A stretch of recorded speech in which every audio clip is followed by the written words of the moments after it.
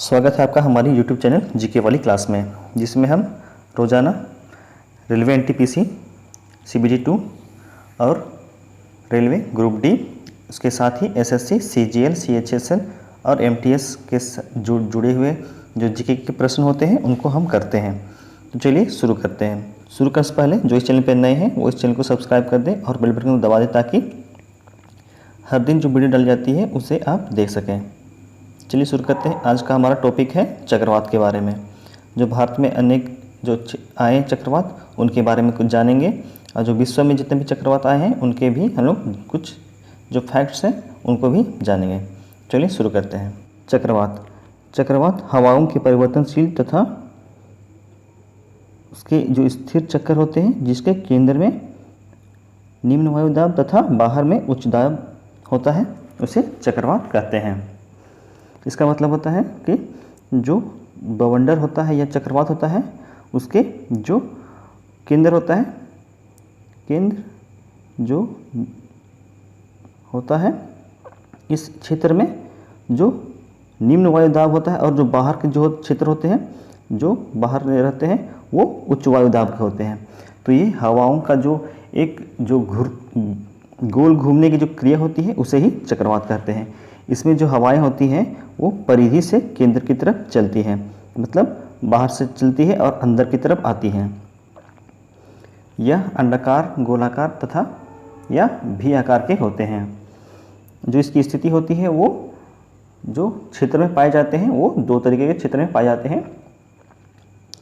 पहला है शीतोष्ण कटिबंधीय और दूसरा है उष्ण कटिबंधीय। जो शीतोष्ण कटिबंधीय में होते हैं वो होते हैं उत्तरी अटलांटिक महासागर के क्षेत्र में, भूमध्य सागर के क्षेत्र में और उत्तरी प्रशांत महासागर तथा चीन के सागर के जो कुछ क्षेत्र होते हैं उस क्षेत्रों में जो शीतोष्ण कटिबंधीय जो तूफान या चक्रवात आते हैं। और दूसरा है उष्ण कटिबंधीय जो कैरिबियन, चीन सागर तथा हिंद महासागर और ऑस्ट्रेलिया के जो क्षेत्रों में आते हैं उसे उष्ण कटिबंधीय हम लोग चक्रवात कहते हैं। इसमें कुछ नोट्स करने की बात है, वो है जो उष्ण कटिबंधीय जो चक्रवात होती है उसके मध्य स्थान जो क्षेत्र पाया जाता है उसे आग कहते हैं। जैसे कि ये जो चक्रवात है तो ये जो मध्य का क्षेत्र होता है उसे आग कहते हैं चक्रवात की, जो कि शीतोष्ण जो क्षेत्र में आती है उसके चक्रवात में वो आग नहीं पाई जाती है। चलिए देखते हैं भारत में कुछ आए हुए हमारे जो 2021 के जो साल थे उसमें जो तूफान और चक्रवात आए थे उनके बारे में जानते हैं। उसमें से पहला है यास तूफान। यास तूफान जो कि उड़ीसा, पश्चिम बंगाल को प्रभावित किया था। इसकी उत्पत्ति बंगाल की खाड़ी से हुई थी और जो यास तूफान थी उसका नाम ओमान देश ने दिया था। ये जो नाम जो होते हैं वो जो क्षेत्र जो प्रभावित क्षेत्र होते हैं वो उसके साथ जो सम्मिलित जो सदस्य हैं वे उसका नाम क्रमशः देते हैं। तो इसमें ओमान ने यास तूफान का नाम दिया था। नेक्स्ट है ताउते तूफान। ताउते तूफान जो कि महाराष्ट्र और गुजरात जो शहर हैं, राज्य हैं, उनको प्रभावित किया था। इसकी जो उत्पत्ति हुई थी वो अरब सागर में हुई थी और जो इसका नाम रखा गया था म्यांमार ने। इस जो टॉपिक है उससे जो प्रश्न आते हैं वो जो किसने नाम रखा और ये किस किस राज्य को प्रभावित किया, इससे जुड़े हुए प्रश्न आते हैं। तो आप इसे पूरे शुरू से अंत तक जरूर देखिएगा। नेक्स्ट है हमारा बुरेवी तूफान। बुरेवी तूफान जो कि तमिलनाडु और केरल राज्य में आए थे।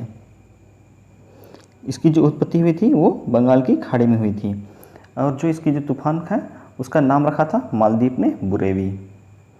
नेक्स्ट है निवार चक्रवात। निवार चक्रवात जो कि तमिलनाडु और पांडिचेरी जो क्षेत्र है, जो तटीय क्षेत्र है उसमें प्रभावित किए थे।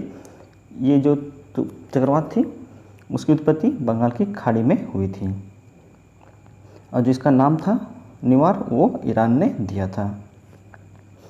नेक्स्ट है निसर्ग चक्रवात। निसर्ग चक्रवात इसका जो प्रभावित इलाका था वो था महाराष्ट्र और गुजरात के इलाके। जो ये उत्पत्ति हुई थी वो अरब सागर में उत्पत्ति हुई थी और इसका नाम निसर्ग बांग्लादेश ने रखा था। इसे आप याद रखिएगा, बल्कि इस तरीके के जो नाम है और जो नाम देने वाले देश हैं उसमें से प्रश्न आते ही हैं। नेक्स्ट है अम्फान। अम्फान जो चक्रवात था वो उड़ीसा और पश्चिम बंगाल के जो क्षेत्रीय है एरिया उसमें भारी तबाही मचाई थी इसने, और ये जो उत्पत्ति हुई थी वो बंगाल की खाड़ी से हुई थी। इसका नामकरण अम्फान चक्रवात का नाम थाईलैंड ने रखा था। नेक्स्ट है गुलाब चक्रवात। गुलाब चक्रवात को जो उड़ीसा और आंध्र प्रदेश के जो क्षेत्र में वहाँ पर तबाही लाने के लिए याद किया जाता है, और जो इसके जो उत्पत्ति हुई थी वो बंगाल की खाड़ी से हुई थी। इसका नाम पाकिस्तान ने रखा था गुलाब। नेक्स्ट है शाहीन। शाहीन जो तूफान है वो ओमान और ईरान के जो क्षेत्र थे, तटीय क्षेत्र, उसमें प्रभावित किया था, और जिसकी शुरुआत हुई थी वो अरब सागर से हुई थी। शाहीन नाम जो कतर देश ने रखा था। चलिए इसके साथ में और जो हमारे जो पड़ोसी देश हैं या फिर जो अंतर्राष्ट्रीय स्तर पे जो चक्रवात और तूफान आए थे उनके बारे में भी हम जानते हैं। तो उसमें से कुछ प्रमुख हैं, वो है जो सेरोजा आया था वो ऑस्ट्रेलिया में आया था। यासा जो तूफान था वो फिजी में आया था। गोनी जो तूफान था जिसका प्रभाव भारत तक भी पड़ा था वो फिलीपींस में मूलतः आया था। नेक्स्ट है लौरा या ईडा जो कि अमेरिका में आया था। नेक्स्ट है डायने जो कि मेडागास्कर द्वीप में आया था। नेक्स्ट है हेगिबिस जो कि जापान में आया था।